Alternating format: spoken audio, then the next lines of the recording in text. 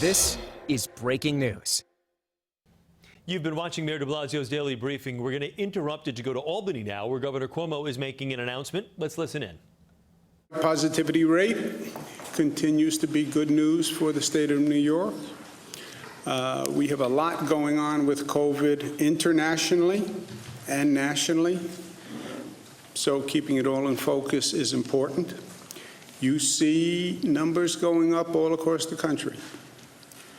Some people write second wave. It's not the second wave, not correct. Second wave was the virus mutates and comes back, 1918 pandemic. Virus changes, comes back, that's the second wave. This is not a mutated virus. This is failure to deal with the first wave, okay? And you see it all across the country, and you see it selectively all across the globe. This is where the United States is. Nevada, top of the list, 58%. South Dakota, 35%. Wyoming, 35%. Idaho, 29%. Iowa, 21%. Kansas, 19%. Nebraska, 19%. Mississippi, 17%. Alabama, 16. Utah, 16. Florida, 12. North Dakota, 10. Pennsylvania, 9. Where's New York? Go look at the other column. We're third from the bottom. The only state below 1 is the state of Maine. Great governor in Maine. That's where New York is. So we are doing very, very well. And this is the comparison. It's not just the comparison. This is one of the problems that we have.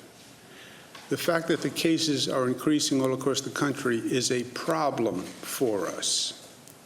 First, it's a problem with our quarantine program because we're now up to 43 states that are quarantined.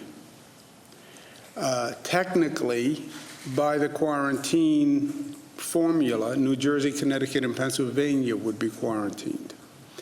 There is no practical way to quarantine New Jersey, Connecticut, and Pennsylvania. Remember, this whole concept of states quarantining other states is novel to say the least. I don't think it has happened in the past 100 years.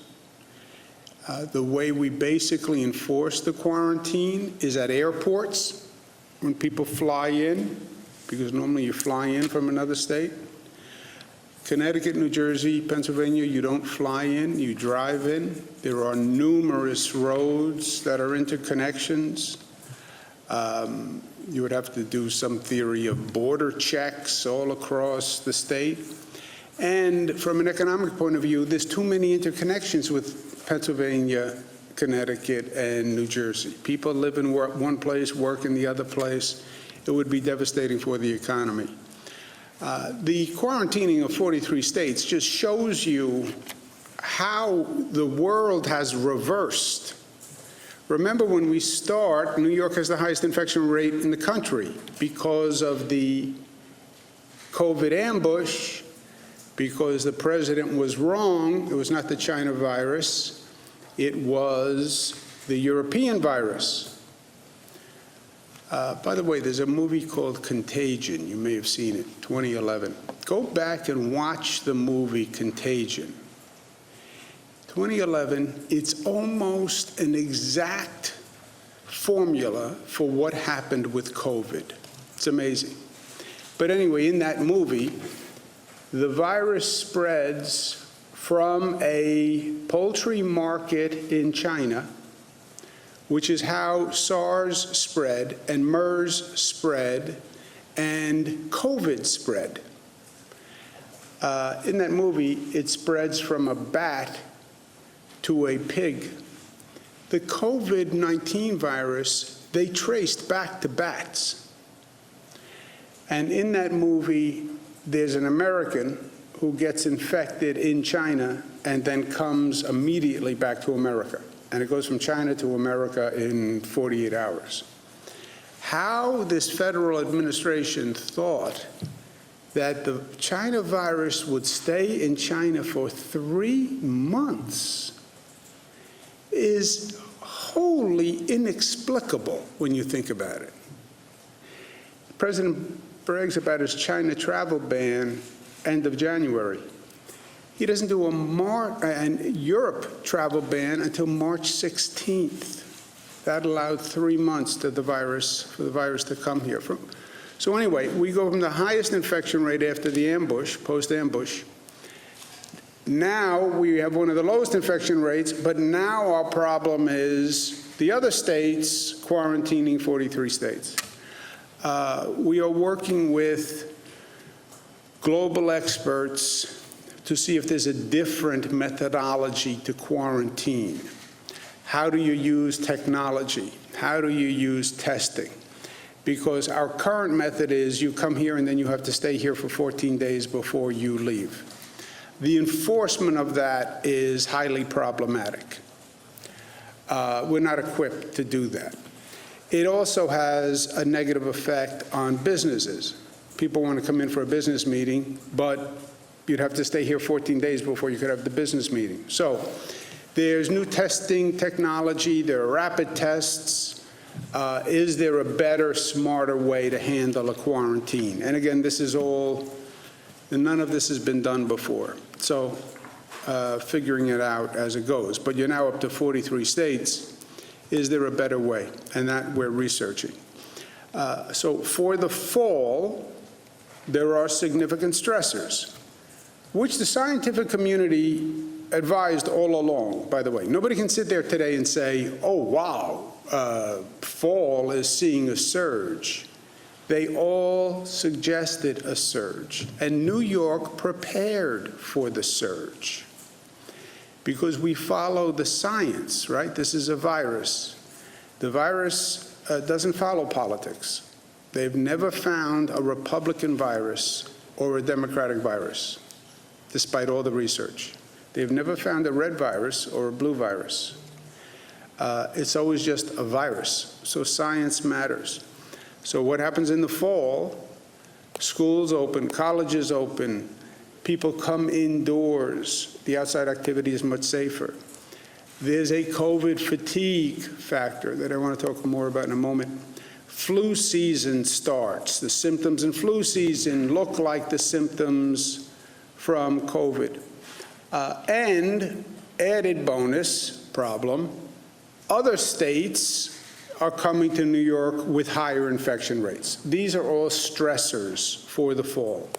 The good news is we have prepared for it. We have what we believe is the most sophisticated COVID detection and elimination system of any state. Because we've spent time, we've invested, and because New Yorkers are invested in it. What's the best you can do? Detect the smallest outbreak as soon as it happens. Patient zero. Trace it back to where it starts. Find a small outbreak, a small cluster, and jump on it. Quick action to contain it and eliminate it. That is the best you can do in this situation. You see an ember land in dry grass, ring the alarm, everybody run, stamp out the ember. The embers are what we call microclusters. And we can identify them from the testing data, from the hospitalization data, and mapping software. We identify the microcluster. That's called a red zone. We then put a buffer around it. That's called an orange zone. We then put a buffer around the orange zone, which is a yellow zone. Why? Because these areas are so small that people walk to a store, people walk to a restaurant, and you see the viral expansion will be a series of concentric circles. It just works its way out. You drop a pebble into a pond, and you have that first ring and the second ring and the third ring, that's how COVID spreads. So focus on the intense cluster and then set up buffer zones, and that's what we did. Most restrictions in the red zone, reducing the restrictions in the orange zone and the yellow zone. Reduce the restrictions in that area. Much better than what we were doing and what many states are doing, where they only have statewide data. So the only mitigation program is close the entire state, reduce activity in the entire state. We went from that to regions. There's a problem in a region, reduce the activity in the entire region. We now have the data that takes it to such a small level, we say we're going to reduce activity, but only in that small area, so we reduce disruption. It's only in your neighborhood. It's not 5 miles one way, and it's not 5 miles the other way. It's only in your area, which allows the economy to continue to run with less disruption. And then we said, we put in place the restrictions. We then watch the data for 14 days. We come back after 14 days, and we make whatever adjustments. The adjustments we're going to make are these. To exit a red zone under 3% after 10 days, 4% in less populated areas. What does that mean? The virus spreads faster in a denser population than in a more rural population. In a more rural area, you come into come into contact and proximity with fewer people than in a denser environment. If you are in the middle of New York City, you have one factor for spread. If you're in the middle of the North Country, you have another factor for spread. An orange zone under 2% after 10 days, 3% in less populated areas. A yellow zone under 1.5 after 10 days, 2% in less populated areas, right? So the differential between a populated area and a less populated area is also a more sophisticated analysis tool, but it's also inarguable. Additional considerations. Now remember, you're talking about very small communities here. Look at the hospitalization numbers. Are the hospitalization numbers going up or down? Where are the cases coming from in that community? Is there a congregate facility that is starting the spread? Has the local government been cooperative in increasing compliance and enforcement? I've talked about this a lot, but guys being gender neutral, a cluster does not happen unless two things happen: lack of compliance and lack of enforcement. That's the only way it happens. That is the only way it happens. People didn't comply, went to a party with more people, went to a bar with more people, had a private party in a backyard with more people. People weren't wearing masks. Lack of compliance and lack of enforcement by the local government. Where people don't comply, the local government has to enforce. If you have no compliance and you have no enforcement, you know what you have? Spread. That's it. There's no rocket science here. How did it happen? People didn't follow the rules. The government didn't enforce the rules, and now you have spread. And then everybody says, oh my gosh, this is terrible. Here we go again. Yes. 1 + 1 = 2. No compliance, no enforcement, more spread. Period. So that's a factor. Is the local government actually doing the enforcement? And we know that has been spotty. And then, since you're dealing with a small community, is the community cooperating? Or is the community taking a hostile attitude and saying, we're not doing it, we're not wearing masks, we're going to violate the gathering rules, et cetera. So these are additional considerations, and this is literally conversations that we have with people and groups in the community. The current microclusters, this is what they did. First, what this shows is it is working. It is working. Again, because 1 and 1 equals 2. If you talk to the community about increasing compliance, if you increase enforcement, the spread will come down. Brooklyn went from 7.7 to 5.5. Queens and Kew Gardens, 4.1 to 2.5. Queens and Far Rockaway, 3.2 to 1.8. Rockland, 13 to 4. Orange, 34 to 4. All areas, 7.9 to 4.5. That's good news. Celebrate. Don't panic. Don't fear. Oh, it's out of control. No, we have it managed. We know how to do this. We just have to do it. Oh, I'm gaining weight. We can handle it. We know how to do it. Back on the treadmill. No cheesecake. We'll get it under control. This is a manageable problem. When we make progress, we adjust the targets. Brooklyn had a red zone, an orange zone, and a yellow zone. Brooklyn, the red zone remains the red zone. The orange zone becomes a yellow zone, and the yellow zone remains yellow. Okay, so in Brooklyn, the orange zone will go to a yellow zone. There are less restrictions in a yellow zone than an orange zone. So this is what South Brooklyn will look like. Queens, in Kew Gardens, there are 2 areas in Queens. Overall, the red zone went from 4.7 to 2.5, great. Orange, 1.9 to 1.6, yellow, 1.9 to 2.1.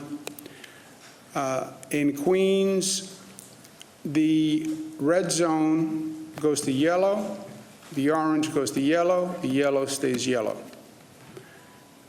We are also adjusting the Queens map to adding Ozone Park neighborhood, which has seen an uptick in cases. So Ozone Park becomes a yellow zone. And that is what it looks like. And that is the cluster of cases. And there you see Ozone Park. Far Rockaway, red zone went from 3.7 to 1.8. Orange went from 4 to 1.7. Yellow went from 4.4 to 3.5. That's real progress. This is breaking news. You've been listening to... Yellow goes to yellow. This is breaking news. You've been listening to Governor Cuomo give an update on how New York State is dealing with the coronavirus. We're now going to break... 6 to 4.8. Yellow went from 9.1 to 6. We made progress, but not enough. Rockland, red remains red, yellow remains yellow. Orange went from 12 to 4, 19 to yellow went from 19 to 1. That's really significant progress. Red remains red, yellow remains yellow. Although we've made a lot of progress, the numbers are still not acceptable. So we have more to do. Broome County, same thing, 4.8 to 4.6, 4.8 to 4.6. That's marginal progress at best. It remains yellow. We've also are tracking some new microclusters. This is the statewide map of microclusters. But we're seeing recent upticks in counties along the Pennsylvania border. That could be from a couple of causes. Pennsylvania has a high infection rate. You could have people going from those counties to Pennsylvania. You could have people from Pennsylvania coming into those counties. A lot of those counties, people work in one place and live in another. And we're working to find specific events that triggered it. We haven't found them yet. it looks like more of a widespread, just community spread. At this point, we're going to do more testing to try to find out exactly what's going on. But Steuben County has been about 4% for 3 weeks. And that is not good. And again, we're going to try to drill down. But right now, part of the county is going to be in a yellow zone. Chemung County has been at about 5% for about 3 weeks. That's a problem. Again, we're trying to find out a specific cause of the spread, but it may very well just be the proximity to Pennsylvania. So we're focusing on that. But Chemung County is going to have an orange zone and a yellow zone buffer. And you see the concentration of cases in the slide on your left, I guess. But it's always the same concept. The concentration of cases become the most intense zone, and then we have a buffer zone because that's where it's going to spread next. These are the overall numbers.